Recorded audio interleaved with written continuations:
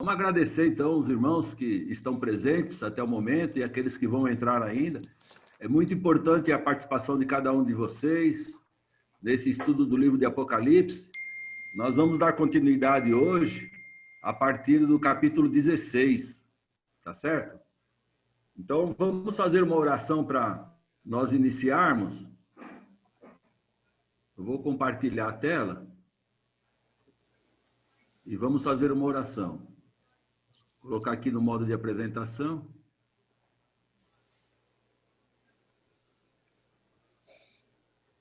Já está no modo de apresentação, né?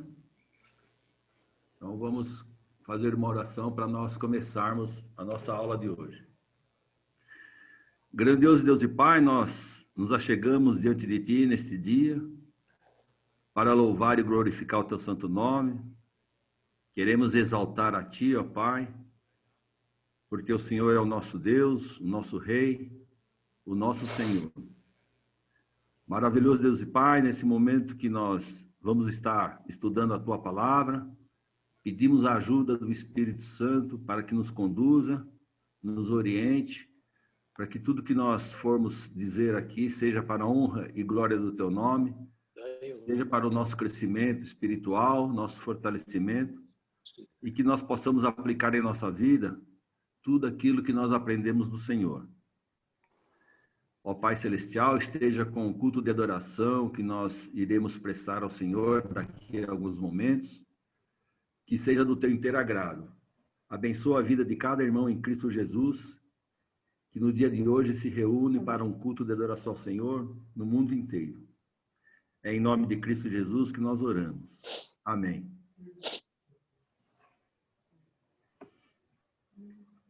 Então, nós Valdir, não terminamos tá o capítulo 15.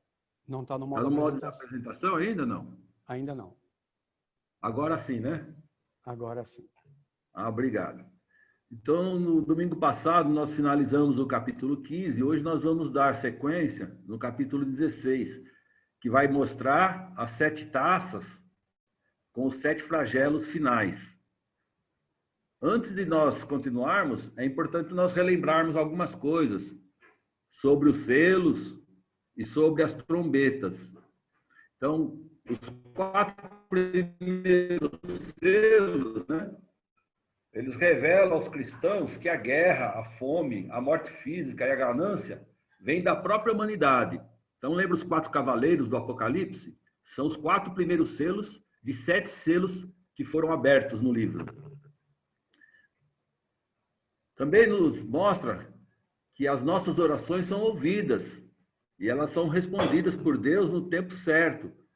É o 5º selo, né? Quando as almas debaixo do trono pediram ao Senhor que fizesse justiça.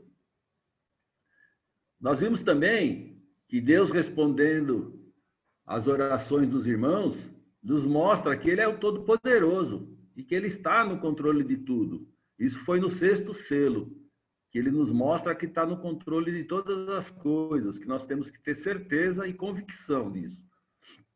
O 7º selo, então, ele libera a ação das trombetas. Foi o que nós estudamos. Vocês lembram, né? As trombetas eram uma destruição parcial. Elas eram somente uma advertência aos ímpios para se arrependerem. Então, as 7 trombetas mostram a longanimidade de Deus. Deus é longânimo, é paciente, pois elas têm o propósito de advertir, nesse primeiro momento, o Império Romano. Para quê? Para que eles se arrependessem e parassem de perseguir os cristãos. Deus usa a força da natureza, desastres naturais, para advertir os perseguidores e os não selados, que são as 4 primeiras trombetas, que afetam o mar, o lago, o sol. A 5ª trombeta nos mostra que a degradação moral, prostituição, luxúria, luta pelo poder interno, idolatria, a decadência interna, o pecado em geral, vão enfraquecer o Império Romano.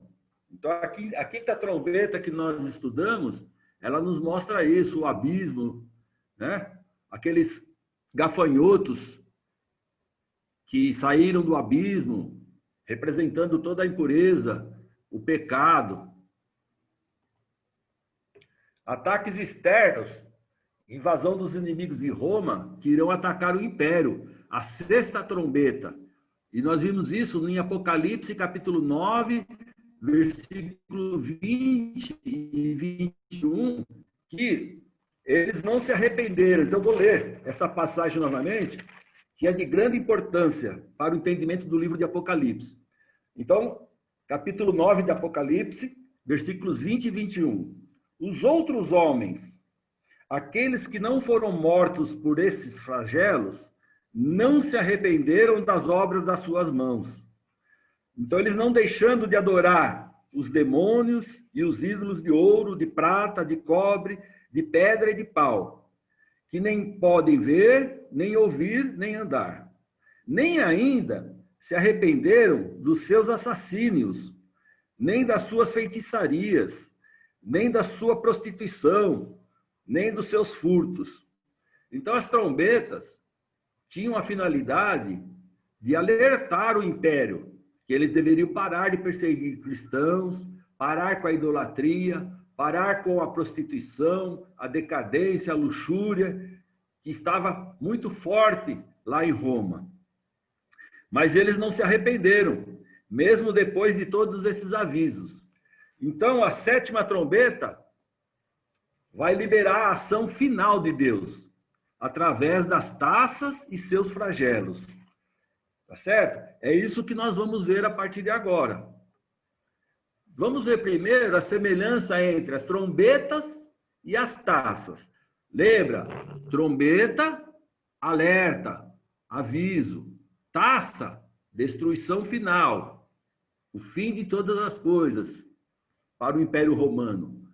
Então, a primeira trombeta ataca a terra. A taça também vai atacar a terra. A segunda trombeta é direcionada para o mar. As taças para o mar também. A terceira, rios e fontes. Rios e fontes. A quarta, sol. A quinta, tormento e dor.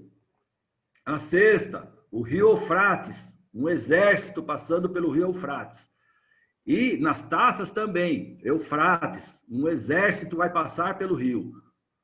E a sétima trombeta é vitória e as taças, vitória final. Então, essa é a correlação entre trombetas e taças. Trombetas parcial, taças final. Então, vamos começar.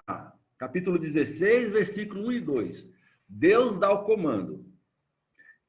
Ouvi vinda do santuário uma grande voz, dizendo aos 7 anjos: ide e derramai pela terra as 7 taças da cólera de Deus. Saiu, pois, o primeiro anjo e derramou a sua taça pela terra. E aos homens portadores da marca da besta e adoradores da sua imagem sobrevieram úlceras malignas e perniciosas. Então, aqui nós já vemos, no versículo 1 e 2, que Deus dá a ordem, porque sai do santuário uma grande voz. Então, Deus está no santuário, e ele diz: ide e derramai pela terra as 7 taças da cólera de Deus.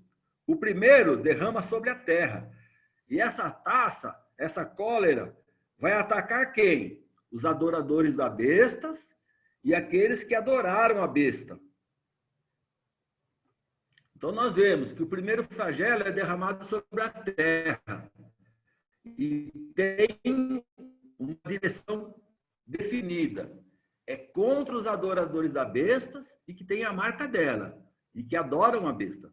Não é contra os cristãos esse ataque. No versículo 3, nós vemos que derramou no mar. Então, vamos ler o versículo 3. Derramou o segundo a sua taça no mar, e este se tornou em sangue, como de morto, e morreu todo ser vivente que havia no mar. Lembra? O Império Romano, os soldados do Império derramaram sangue, os imperadores, o imperador Domiciano derramou sangue de cristão.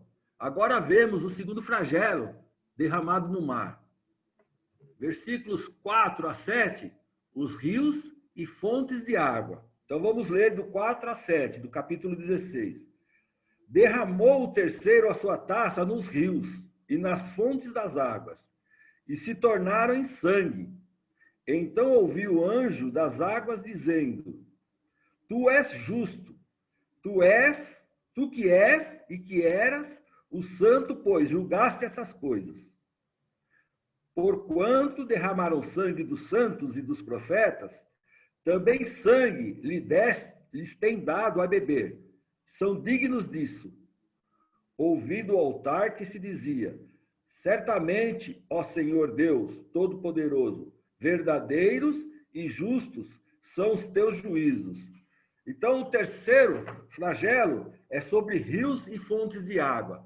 E, simbolicamente, transforma esses rios em sangue, representando o quê? Como eles derramaram sangue de cristãos, agora eles vão beber sangue, e o sangue deles também vai ser derramado. E Deus é justo e verdadeiro, e Ele é o Todo-Poderoso, e cumpre as suas promessas, e Ele julga com justiça. É isso que o terceiro flagelo nos mostra.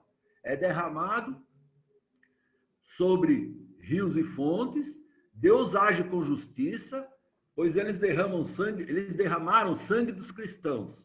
Agora é o sangue dos ímpios e perseguidores que será derramado. Esta é a simbologia de transformar as águas dos rios e fontes de água em sangue.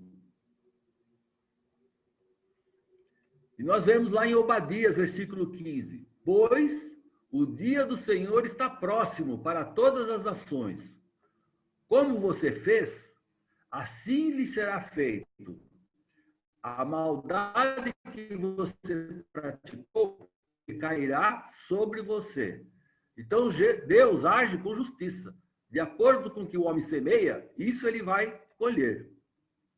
Versículos 8 e 9. Nós vemos agora o quarto flagelo, que é sobre o sol. O quarto anjo derramou a sua taça sobre o sol, e foi-lhe dado queimar os homens com fogo. Com efeito, os homens se queimaram com um intenso calor e blasfemaram o nome de Deus, que tem autoridade sobre estes flagelos, e nem se arrependeram para lhe darem glória. Então nós vemos aqui que agora o anjo provoca um enorme calor. Então o quarto flagelo é derramado sobre o sol, e o calor se torna insuportável. Os homens não conseguem suportar aquele calor. Os ímpios reconhecem que Deus tem controle sobre a natureza, porque até agora, nas 4 trombetas, nós vimos flagelos relacionados à terra, mar, fontes de água, rios e o sol. São desastres naturais. Um forte aquecimento, né? Falta d'água, e eles blasfemam contra Deus, mas não se arrependem. Aqueles que sobreviveram não se arrependem. Continuam praticando as suas obras malignas. Versículos 10 e 11. Agora, Deus fala que o centro do poder vai ser destruído. No quinto flagelo, derramou o quinto a sua taça sobre o trono da besta, cujo reino se tornou em trevas. E os homens remordiam a língua por causa da dor que sentiam, e blasfemaram o Deus do céu por causa das angústias e das úlceras que sofriam, e não se arrependeram de suas obras. É muito importante frisar essa parte do versículo 11. Não se arrependeram de suas obras. Eles estavam sofrendo por causa dos pecados deles. Eles mesmos, quando diz remordiam a língua, é que eles mesmos causavam destruição deles, através do pecado, da luxúria, da prostituição. Então, o quinto flagelo é derramado em Roma, o centro do poder e onde ficava o trono da besta, o trono do imperador. Os ímpios blasfemam novamente contra Deus. Porém, eles próprios são os responsáveis pelos sofrimentos. Então, reforçando, quando eles remordiam a língua, significa que eles provocavam a destruição deles mesmos. Então, quando você está almoçando e morde a língua, você mesmo fala, mordi minha língua, que dor. Mas não foi Deus que mordeu sua língua, foi você mesmo que mordeu a língua. Então, é esse sentido. Você faz as coisas erradas, você paga no seu próprio corpo pelos seus erros. Se você pratica a prostituição, você vai adquirir doenças. Se você é pecador, persevera no pecado, você vai ter consequências por causa das suas próprias decisões. Então, diz aqui, e não se arrependeram de suas obras, das próprias obras dele. Não é ninguém que está prejudicando eles. Eles mesmos estão se prejudicando. E vou reforçar. E blasfemaram o Deus do céu por causa das angústias e das úlceras que sofriam, e não se arrependeram de suas obras. Versículos 12 a 16. Agora sim, são os ataques externos. Vamos ler aí do 12 ao 16. Derramou o cesto a sua taça sobre o grande rio Eufrates, cujas águas secaram, para que se preparasse o caminho dos reis que vem do lado do nascimento do sol. Então, vi sair da boca do dragão, da boca da besta e da boca do falso profeta, 3 espíritos imundos, semelhantes a rãs, porque eles são espíritos de demônios, operadores de sinais, e se dirigem aos reis do mundo inteiro, com o fim de ajuntá-los para a peleja do grande dia do Deus Todo-Poderoso. Eis que venho como vem o ladrão. Bem-aventurado aquele que vigia e guarda as suas vestes, para que não ande nu, e não se veja a sua vergonha. Então, os ajuntaram no lugar que em hebraico se chama Armagedon. Então, nós vemos aqui que o 6º flagelo é derramado sobre o rio Eufrates. As águas se secam, simbolicamente, porque vai abrir caminho para os reis que vêm do lado do nascimento do sol. Então, são os ataques externos. Lembra, nós já estudamos que no outro lado do rio Eufrates tinha a pátria. Então, os pátrios, eles eram guerreiros, atiradores de flechas, tinham um grande exército que amedrontava Roma, né? Que sempre atacou Roma, sempre foi um grande império contra Roma. Tá? E aí está sinalizando simbolicamente que Roma vai sofrer um outro ataque, não necessariamente desse império, pode ser de outras pessoas, mas na época era esse império que causava transtorno ao Império Romano. Roma não conseguiu dominar esse império.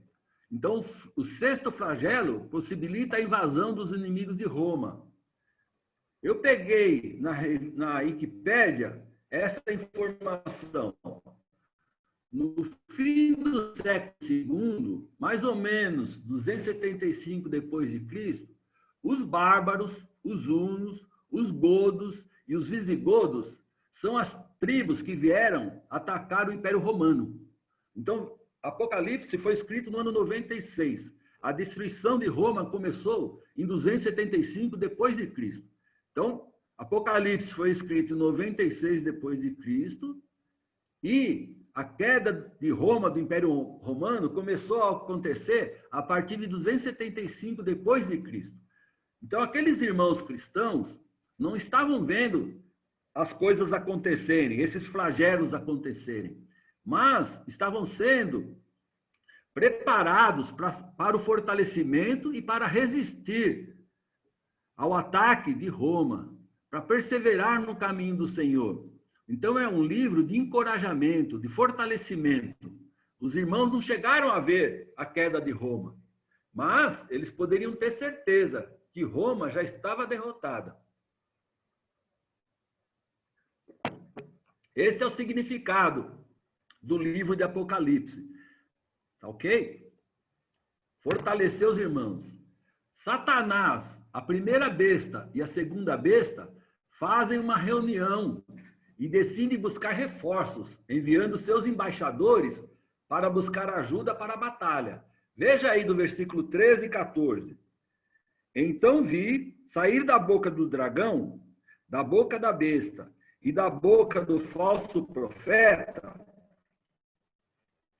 3 espíritos imundos, semelhantes a rãs, porque eles são espíritos de demônios, operadores de sinais, e se dirigem aos reis do mundo inteiro com o fim de ajuntá-los para a peleja do grande dia do Deus Todo-Poderoso.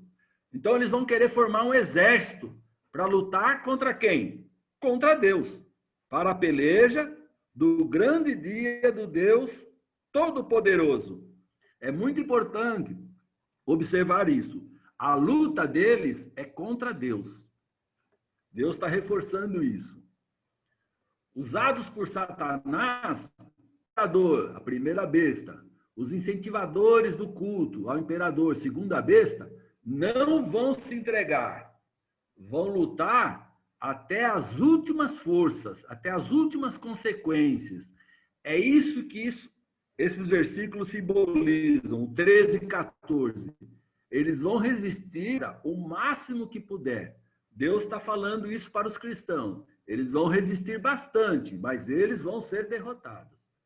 Versículo 15, Deus agora deixa claro que o ataque final será de surpresa. Olha, eis que venho como vem o ladrão. Bem-aventurado, ou seja, felicíssimo, aquele que vigia e guarda as suas vestes, para que não ande nu, e não se veja a sua vergonha. Então Deus dá uma palavra de conforto aos cristãos. Perseverem, guarde as suas vestes de forma pura, branca, porque eu venho como ladrão. Jesus interrompe a descrição dos preparativos para a batalha. Podemos ver isso lá em Mateus 25, de 1 a 13. Mateus 25, de 1 a 13, que vem como um ladrão, vem sem ser esperado. Então, o reino dos céus será semelhante a 10 virgens que, tomando as suas lâmpadas, saíram a encontrar-se com o noivo. Então, Mateus 25, de 1 a 13. 5 dentre elas eram nécias e 5 prudentes. As nécias, ao tomarem as suas lâmpadas, não levaram azeite consigo. No entanto, as prudentes, além das lâmpadas, levaram azeite nas vasilhas. Se prepararam, né? E tardando o noivo, foram todas tomadas de sono e adormeceram. Mas, à meia-noite, ouviu-se um grito: eis o noivo, sai ao seu encontro. Então, se levantaram todas aquelas virgens e prepararam as suas lâmpadas. E as nécias disseram às prudentes: dai-nos do vosso azeite, porque as nossas lâmpadas estão se apagando. Mas as prudentes responderam: não, para que não nos falte a nós e a vós outras. Ide antes aos que o vendem e comprai-o. E, saindo elas para comprar, chegou o noivo. E as que estavam apercebidas entraram com ele para as bodas, e fechou-se a porta. Mais tarde chegaram as virgens nécias, clamando: Senhor, Senhor, abre-nos a porta. Mas ele respondeu: em verdade vos digo que não vos conheço. Vigiai, pois, porque não sabeis o dia nem a hora. Então, aqui Jesus está reforçando para os cristãos: se guardem, se preservem, para que vocês não sejam encontrados desprevenidos. É isso que significa: para que não andem nu e não se veja a sua vergonha.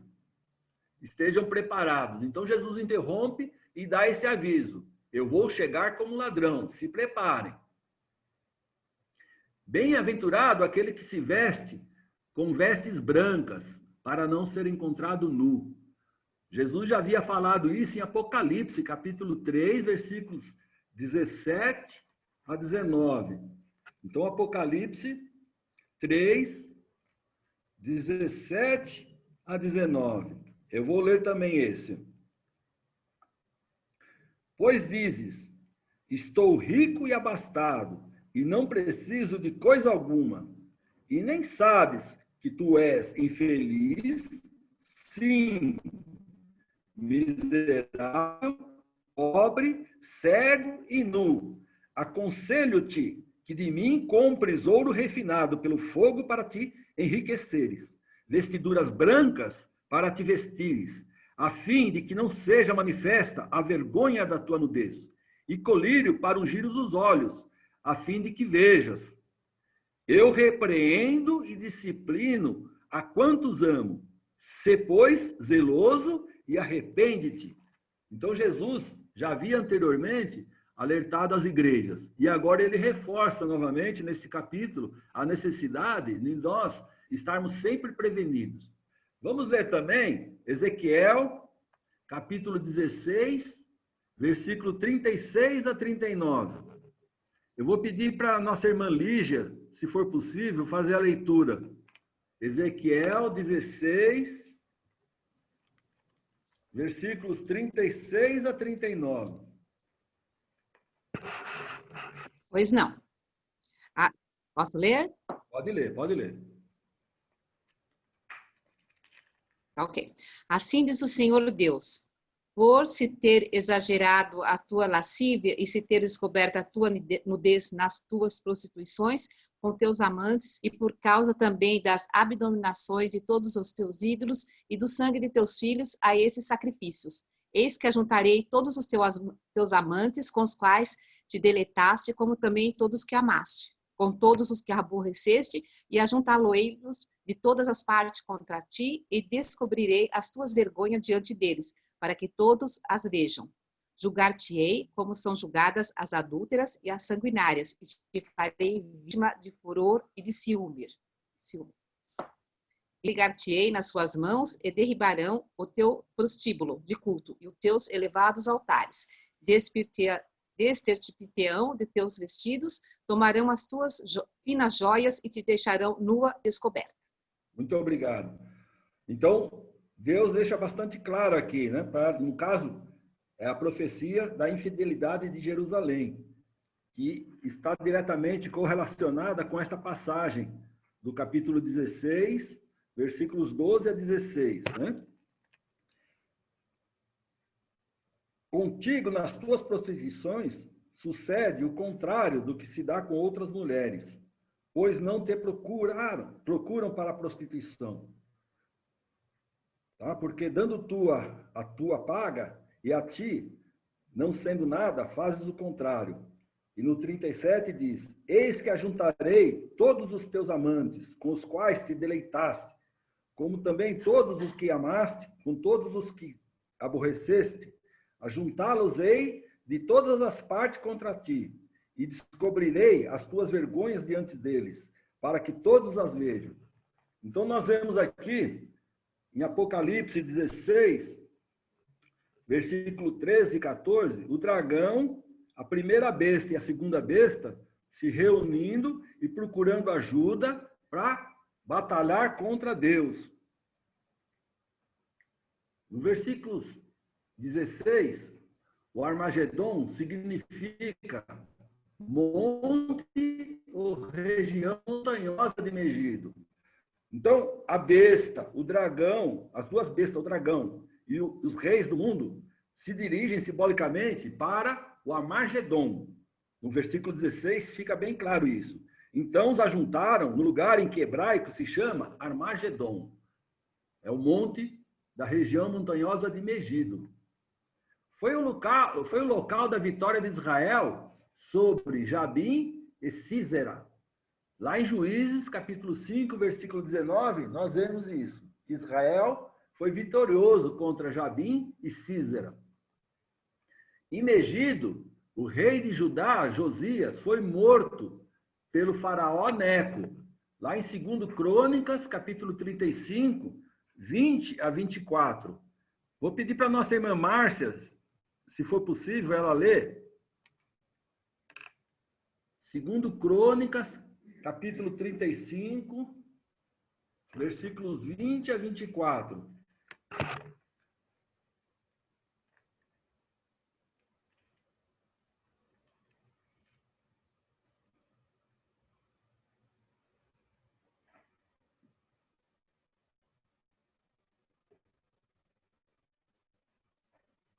Acho que ela não está conseguindo abrir. Não, já Vou abri fazer o aqui. seguinte, eu vou ler então, Márcia. Não, eu já abri conseguiu? 35, de 20 a Abriu? 24. Ah, tá bom. Depois de tudo isso, quando Josias já havia acabado de pôr em ordem o templo e o culto, o rei Neco do Egito marchou com o seu exército para lutar em Carquemis, nossa, que ficava na beira do rio Eufrates. Josias saiu com o seu exército para lutar contra ele, mas Neco lhe mandou a seguinte mensagem: Rei de Judá, você não tem nada a ver com esta luta. Eu não vim lutar contra você, mas contra os meus inimigos, e Deus mandou que eu me apressasse. Deus está comigo, portanto, se você lutar contra Deus, ele o destruirá. Mas Josias não voltou atrás. Ele não quis dar atenção ao aviso que Deus estava dando por meio do rei Neco. Pelo contrário, ele se disfarçou e marchou para lutar contra Neco no vale de Megido. Os soldados egípcios atiraram flechas contra Josias e ele gritou para os seus oficiais: Estou gravemente ferido, tirem-me daqui. Os oficiais o tiraram do seu carro de guerra, o puseram em outro carro e o levaram para Jerusalém. Josias morreu e foi sepultado nos túmulos dos reis. Todo o povo de Judá e de Jerusalém chorou a morte dele. O que é importante nós frisarmos aqui? Josias, o rei Josias de Israel, ele foi avisado pelo rei Neco de que Deus o havia mandado para lutar com um outro grupo. Josias não tinha nada a ver com aquela guerra. Mas Josias desobedeceu a ordem de Deus e continuou decidido a enfrentar Neco, o faraó Neco. Então ele foi desobediente à ordem de Deus e saiu derrotado e morreu. O Neco avisou para ele: essa luta não é contra você, você não tem nada a ver com essa batalha. Você vai lutar contra Deus, porque Deus me avisou que é para avisar você. Você não tem nada contra isso, contra essa batalha. No Vale de Megido, ocorreram batalhas decisivas para o povo judeu sob a liderança de Deus. Então, muitas batalhas aconteceram nessa região chamada Armagedon, que é o Vale de Megido. Então, essas batalhas que aconteceram sob a liderança de Deus, Israel e o povo judeu saiu vitorioso. Sendo que nessas batalhas, os que fizeram a vontade de Deus saíram vitoriosos. E os que rejeitaram a Deus saíram derrotados. Nós vimos o exemplo do rei Josias, que não ouviu o aviso de Deus e continuou a fazer da forma que ele queria fazer. E ele morreu. Nesse sentido, essa palavra Armagedon não é o fim dos tempos, o fim do mundo. Ela procura nos mostrar que os inimigos de Deus se reuniram no local onde a derrota deles é certa. Ou seja, onde estavam condenados desde o princípio. Eles iriam lutar contra Deus. É isso que é o sentido desta reunião no Vale de Megido, no Armagedon. Então vamos ler mais uma vez, do 12 ao 16, para reforçar esse sentido aí. Derramou o cesto a sua taça sobre o grande rio Eufrates, cujas águas secaram, para que se preparasse o caminho dos reis, que vem do lado do nascimento do sol, ataque externo ao Império Romano. Então, o versículo 12 está nos mostrando o seguinte: o Império Romano vai ser atacado por guerreiros externos, que vêm de fora. E aí, no versículo 13 e 14, é a reunião para combater contra Deus. Então, vi sair da boca do dragão, e da boca da besta, e da boca do falso profeta, 3 espíritos imundos semelhantes a rãs, porque eles são espíritos de demônios, operadores de sinais, e se dirigem aos reis do mundo inteiro com o fim de ajuntá-los para a peleja do grande dia do Deus Todo-Poderoso. Então, eles vão se reunir para lutar contra Deus, o Todo-Poderoso. E nós vimos, nessa leitura que nós fizemos do rei Josias, que aquele que desobedeceu a Deus foi morto, foi derrotado. E nas batalhas que Israel travou contra os seus inimigos, sob a orientação de Deus, eles saíram vitoriosos. Então, quando você se reúne no Armagedon, é o último refúgio de resistência. É onde você vai tentar, de todas as maneiras, vencer o inimigo. Só que eles estão se reunindo para lutar contra Deus. Então, a derrota deles é certa. Desde o princípio, eles estão condenados ao fracasso. Mas eles se reúnem no Armagedon. Os cristãos da época, eles conheciam a literatura apocalíptica, toda essa simbologia. Lembra? Dragão de 7 cabeças, representando Satanás. A primeira besta com 7 cabeças, Império Romano, imperador. A segunda besta, com 2 chifres como cordeiro, são os incentivadores ao culto ao imperador. Os espíritos imundos, semelhantes a rãs, os adoradores ao imperador. A grande Babilônia, Roma, construída sobre 7 colinas. Lembra a simbologia de 7 colinas?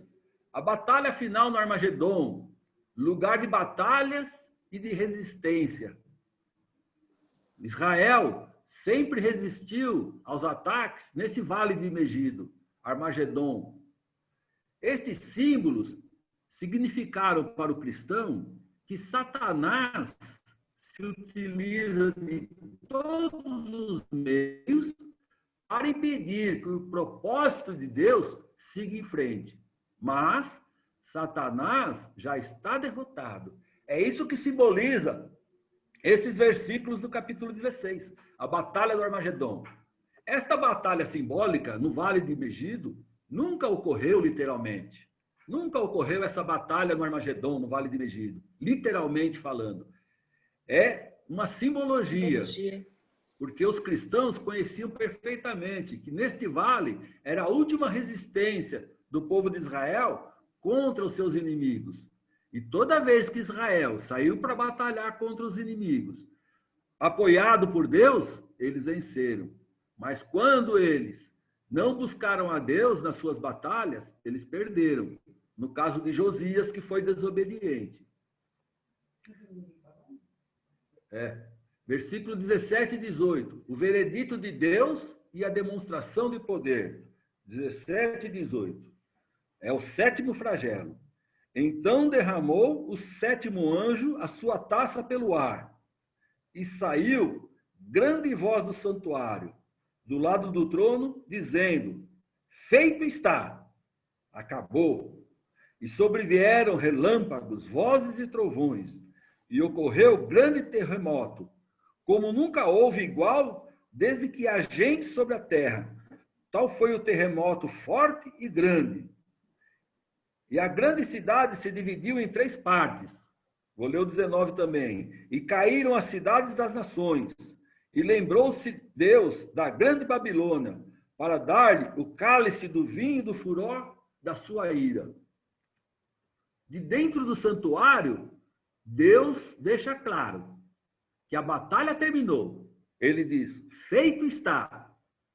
Temos a confirmação do grande poder e força de Deus, porque sobrevieram relâmpagos, vozes e trovões, e ocorreu grande terremoto, como nunca houve igual desde que há gente sobre a terra.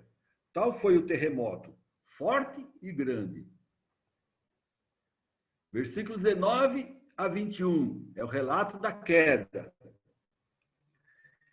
E a grande cidade se dividiu em 3 partes, e caíram as cidades das nações. E lembrou-se Deus da grande Babilônia, para dar-lhe o cálice do vinho do furor da sua ira. Todas as ilhas fugiram, e os montes não foram achados. Também desabou do céu sobre os homens grande saraivada como pedras, que pesavam cerca de 1 talento. E por causa do flagelo da chuva de pedras, os homens blasfemaram de Deus, porquanto o seu flagelo era sobremodo grande. Então nós vemos aí a queda de Roma. Esses versículos mostram a queda da cidade de Roma e o castigo dos ímpios. Apocalipse parte 6, nós vamos começar a ver no domingo que vem, vai mostrar os detalhes da destruição dos inimigos de Deus. É nos capítulos 17, 18 e 19 que nós vamos ver esses detalhes da destruição dos inimigos de Deus. No capítulo 16, Deus já falou, feito está. Tudo foi concluído. Agora, a partir do capítulo 17, nós vamos ter somente mais detalhes de como essa batalha vitoriosa de Deus acontece. Então, que Deus abençoe a todos. Espero que esteja ficado claro para todo mundo. Se alguém tiver alguma dúvida, fica aberto para perguntas ou quiser fazer alguma observação. Mas por hoje nós vamos finalizar. Vou pedir para o irmão Walter nos dirigir numa oração. Senhor Deus, nosso Pai eterno, somos gratos, Pai, por esse tempo aqui de estudo da sua palavra, desse livro de simbolismos de tão difícil compreensão.